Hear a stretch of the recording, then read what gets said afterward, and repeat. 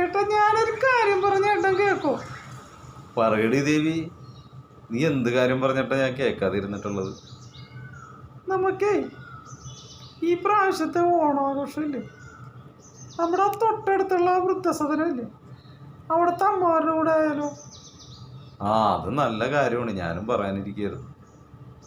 കാര്യം ഈ പ്രാവശ്യം വയനാട്ടിൽ നിനക്കറിയാമല്ലോ, ഒരുപാട് ആളുകളൊക്കെ മരണപ്പെട്ടു. എല്ലാവരും ദുഃഖത്തിലും ദുരിതത്തിലൊക്കെയാണ്.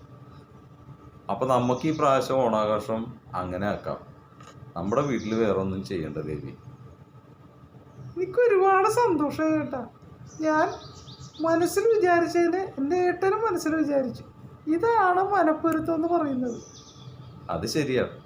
നമ്മുടെ മനപ്പൊരുത്തം എപ്പോഴും എല്ലാ കാര്യത്തിലും ഒന്നാണ് ദേവി. അതെ ഏട്ടാ, ഒരുപാട് കാര്യങ്ങൾ ഞാൻ ശ്രദ്ധിക്കാറുണ്ട്. ഞാൻ എന്ത് മനസ്സിൽ വിചാരിക്കുന്നോ അത് ഏട്ടൻ അപ്പോൾ തന്നെ പറയും. അപ്പോൾ എനിക്ക് പലപ്പോഴും അതൊരു അത്ഭുതമായിട്ട് തോന്നിയിട്ടുണ്ട്. ദൈവത്തിനോട് ഞാൻ നന്ദി പറയുന്നു ഏട്ടാ, ഏട്ടനെ പോലെ ഒരാളെ ഭർത്താവ് എനിക്ക് കിട്ടിയത്. അതേ ദേവി, ഞാനും ദൈവത്തോട് നന്ദി പറയുന്നു.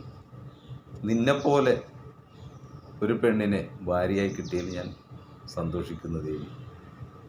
ഒരുപാട് സന്തോഷം ഏട്ടാ ഈ നല്ല വാക്കുകൾക്ക്.